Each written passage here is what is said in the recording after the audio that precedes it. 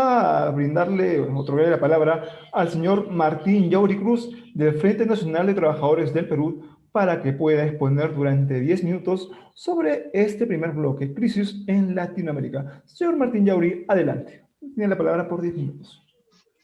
Muy buenas noches. Para empezar, ya que el tiempo es corto, creo que en Latinoamérica se está dándose nueva vida al socialismo. Los pueblos se están despertando. Lo que hoy día se necesita es un bloque social, una coalición social popular, de repente como en Bolivia, ¿no? Con núcleo indígena, y también de las organizaciones urbanas y obreras que tengan voluntad de poder. ¿De qué estamos hablando? Es decir, no solo como clase subalterna que resiste, sino que entiendan que también son capaces de gobernar, de dirigir el país, para poder organizar la vida del resto de los ciudadanos. Y no solamente una clase aristocrática que se supone que ellos son los únicos que pueden gobernar, ¿no? Ahora, podemos ver en Bolivia que del 2005 al 19, Evo surge, Evo Morales surge como una protesta, pero de resistencia, pero también surgió como discurso, como proyecto electoral. ¿Por qué? Porque había una coalición fuerte de los sindicatos y organizaciones sociales. ¿Para qué? Para convertir su fuerza asociativa en fuerza electoral. Y esto dio lugar a que los excluidos, los que menos tienen, se les tome en cuenta, que formen parte de las decisiones de un país. Ahora las decisiones siempre fueron tomadas por pequeñas minorías aristocráticas, vuelvo a repetir, y de poder empresarial. Algo parecido a lo que sucede en el país, ¿no? Vimos el evento Humala, que al final acabó gobernando como derecha, ¿no? De la mano de Nadine y de la CONFIEP. Ahora también podemos ver que los resultados de la articulación de Bolivia, ¿qué fue? Que se creó un Estado que sacó al 25% de la población de la pobreza, por más que se le critique. Y en el otro tema, en el segundo bloque, voy a tratar lo que hablaron de una corrupción supuesta en Bolivia. Ahora, el país había crecido alrededor del 4.5 a lo largo de los últimos 14 años. Un país, pero que se había recuperado de la soberanía de sus recursos naturales, cosa que hoy día está en el Perú de la mano de los empresarios. ¿Por qué? Por la constitución neoliberal que tenemos, ¿no? En Bolivia se nacionalizó los hidrocarburos, las telecomunicaciones, el sistema eléctrico, la distribución de agua, la producción de minerales estratégicos. Entonces, ¿qué es lo que ha pasado? Que se ha dado una mirada distinta. Ellos ya no buscan patrones en el extranjero, algo que era una constante de los gobiernos conservadores anteriores, ¿no? Sino que comenzaron a hermanarse con el resto de América y así también nació pues el AG, UNASUR, ¿no? Buscando una identidad latinoamericana, pero importante, sin que nadie los manipule, que sean autónomos de sus decisiones, lejos de la injerencia de los Estados Unidos, que hasta hace unos días, siguió apoyando a la golpista Añez. Eso sí fue un golpe de Estado, recordémoslos. Ahora, América Latina atraviesa una fase compleja, ¿no? Hemos visto cuántos golpes de Estado, unos exitosos y otros que se quedaron en intentos, ¿no? Ahora, la máquina ideológica de los medios siempre ha sido una de las cabezas de puente que funcionó antes, durante y después de los golpes. Estamos hablando de los medios de comunicación, que hoy en día están capturados en el Perú por un grupo empresarial. Ahora, también hay esto de las operaciones psicológicas, ¿no? De destrucción social, que difunden falsedades, mentiras. Eso es la prensa del día de hoy, ¿no? En muchos países de América Latina. En algunos se ha regulado el tema de la información, tanto en Argentina como Ecuador, pero falta que los demás países hagan lo mismo, ¿no? Hoy el continente americano tiene algunos procesos electorales muy importantes, como este de Bolivia que estamos hablando, ¿no?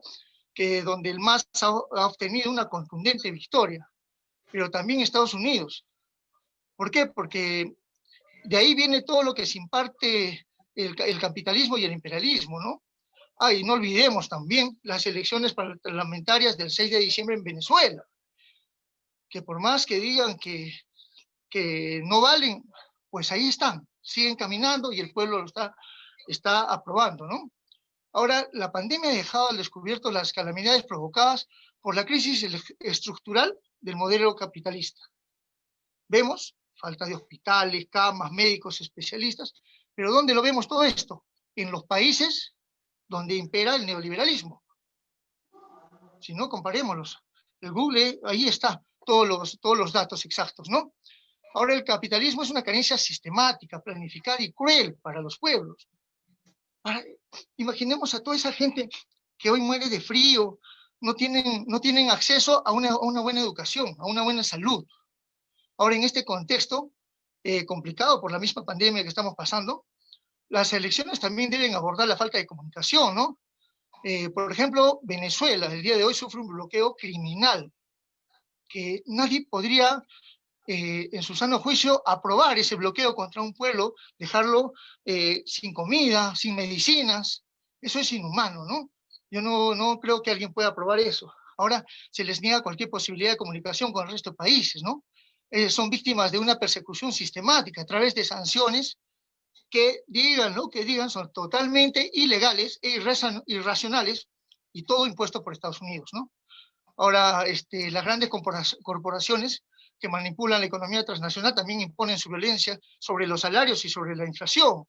Ahora tenemos que ver, eh, hay que darle la vuelta a una dictadura como la que se perpetró en el Imperio de Bolivia, porque esa dictadura venía de la mano de Estados Unidos, y eso hay que verlo, ¿no? A pesar de todas estas maniobras, incluso de los golpistas, que se podría decir que el espíritu de Che Guevara sigue vivo en Bolivia. El pueblo lo ha demostrado, el pueblo abrió los ojos. Unos cuantos no pueden gobernar al resto del país, que es la masa más fuerte, ¿no? Ahora se tiene que ejercer un inmediato y riguroso control popular sobre las Fuerzas Armadas. Recordemos, las Fuerzas Armadas en Bolivia le dieron la espalda al pueblo, mataron al pueblo, se fueron con Estados Unidos y la élite de la aristocracia boliviana, ¿no? También podríamos hablar que eh, acá quien más sufre es la gente más humilde, ¿no? Estamos hablando de la gente más pobre, de la gente más humillada, marginada, no solo de ahora, sino desde hace mucho. Los humildes, los pobres, los originarios de esta tierra, que somos la mayoría, ¿no? Ahora hablemos de Chile. Después de Pinochet, que fue cuando se instauró el neoliberalismo en Latinoamérica, que fue aprobado en el consenso de Washington en el 85, después de Pinochet hasta el día de hoy no ha habido democracia. Porque si dijéramos, validáramos que existía una democracia, estaríamos validando la muerte de miles de personas. Y en democracia no se puede matar gente. Recordemos que las AFPs nacen en Chile.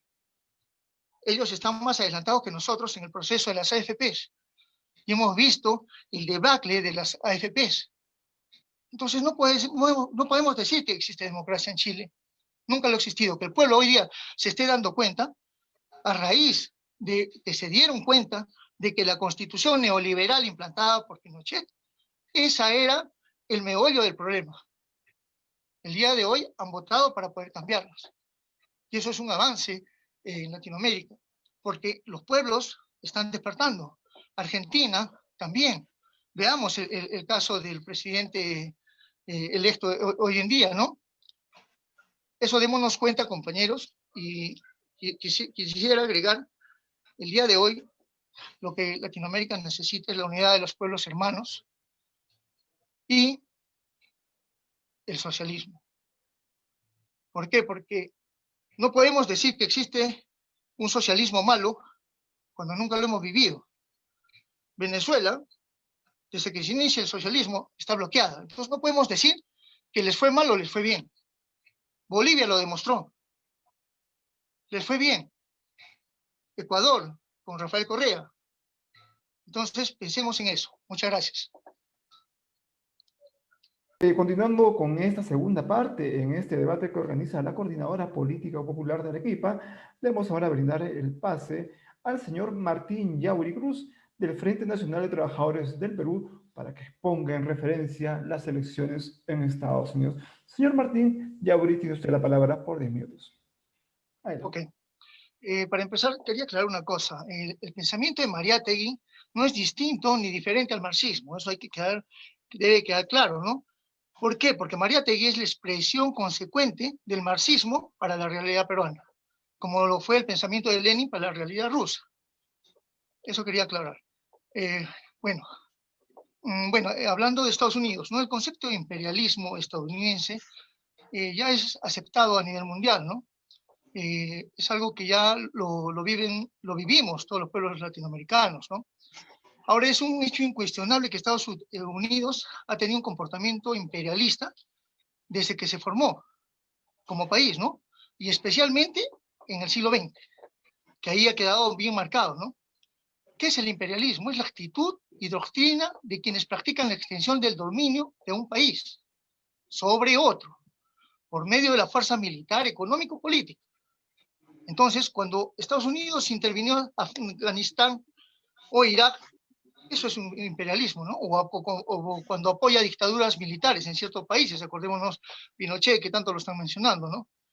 Ahora yo quiero entrar en un tema que es algo palpable, que existe, no me lo invento yo, esto no es una consigna del socialismo. El lawfare, que los Wikileaks lo demostraron, la guerra jurídica contra la democracia. Eso es algo claro que ha vivido, ¿no? Esto comienza mientras la izquierda en América Latina ponía en marcha sistemas democráticos, más participativos. Y acordémonos, el Senado de Brasil destituye a Dilma Rousseff en un juicio político, ¿no? En el que resulta condenada por supuestamente haber manipulado el presupuesto público. Pero, ¿qué es el lawfare? El lawfare del cual participó Joe Biden, por eso lo menciono, porque para mí no va a cambiar nada. Es más, de repente va a ser más avesada la política internacional para con Latinoamérica. Ahora acordémonos de Cristina Kirchner en el 2017 y el 2018, ¿no? Que recibió 3 procesamientos judiciales, 2 por presuntos delitos de corrupción y uno por interferir presuntamente en las investigaciones del atentado de la AMIA, ¿no? Que ocurrió en Buenos Aires, recordemos. Ahora, en el 2018, en Brasil ratifican la sentencia contra el que fuera presidente Lula da Silva y es condenado a 12 años de prisión por corrupción, ¿no?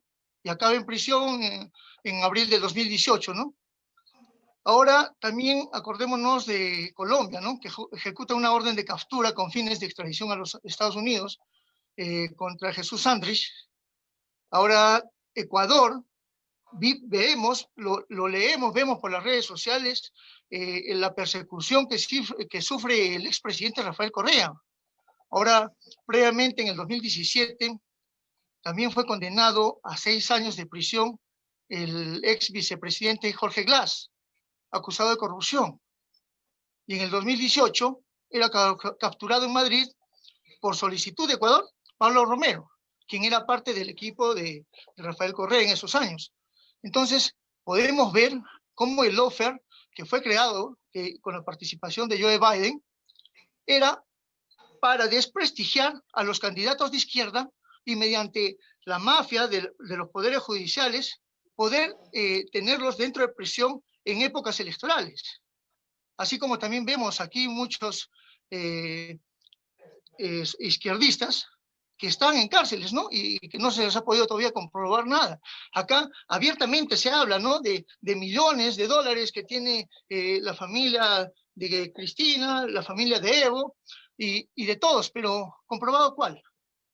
Cristina, ¿cuántas veces ha salido de lo que estaba con todas las imputaciones que se le hacían? Rafael Correa no se le puede comprobar. De Evo dicen que tienen millones y todo. De los Castro igual, de los Chávez. Pero, ¿qué es lo que está comprobado hasta el día de hoy? Pero el lawfare sí está comprobado, porque los Wikileaks lo descubrieron, todos los correos de esa época. Entonces, hablemos sobre teorías o conspiraciones, es otra cosa, pero esta es realidad. Ahora vemos que este lawfare viene siendo utilizado para atacar gobiernos, fuerzas políticas y a todos los líderes de América Latina, izquierdistas, ¿no? ¿Pero cuáles? Los que se oponen a los ajustes neoliberales. ¿Por intermedio de quién? El Fondo Monetario, ¿no? Ahora dicen que es populismo de izquierda, pero ¿es populismo de izquierda o ya los pueblos están cansados de neoliberalismo? Hablamos de los hermanos venezolanos pero no hablamos de los niños peruanos que no tienen educación, que no tienen acceso a la salud. No podemos indignarnos por otros cuando tenemos un problema muy serio en casa. Y a causa del neoliberalismo. Entonces, vemos que hay un resurgimiento del socialismo, ¿no? Ahora, veamos en política internacional qué podría pasar con el tema de Joe Biden en el poder. Acordémonos que Trump anuló la participación de Estados Unidos en el acuerdo internacional sobre el programa iraní en el 2015, ¿no? ¿Y qué facilitó esto? Que Teherán desarrolle armas nucleares sin control de la Agencia de Energía Atómica. Entonces, ¿qué va a pasar? Que posiblemente Biden reasuman el acuerdo, pero va a tratar de negociar que Irán restrinja su influencia política en la región a cambio de levantar las fuertes sanciones que le impuso Trump. Eso es lo que podemos ver a nivel internacional. También podemos ver que Rusia ha ganado espacio geopolítico en el Oriente Medio, ¿no? Parte de Ucrania, la península de Crimea. Ahora, Moscú quiere preservar el mayor control posible sobre todo lo que era la ex URSS. Entonces, tenemos que ver todas esas cosas y para mí es muy importante decirlo, como alguien mencionó hace días en plenas elecciones estadounidenses, ¿no? Qué bueno que está perdiendo Trump, pero qué malo que va ganando Joe Biden. Lamentablemente, la política en Estados Unidos está polarizada por los republicanos y los demócratas, ¿no? Pero al final vienen siguiendo parámetros y lineamientos que va en contra de las políticas de los países latinoamericanos, ¿no? La injerencia sobre la soberanía en los países latinoamericanos es muy, muy asentada. Muchas gracias.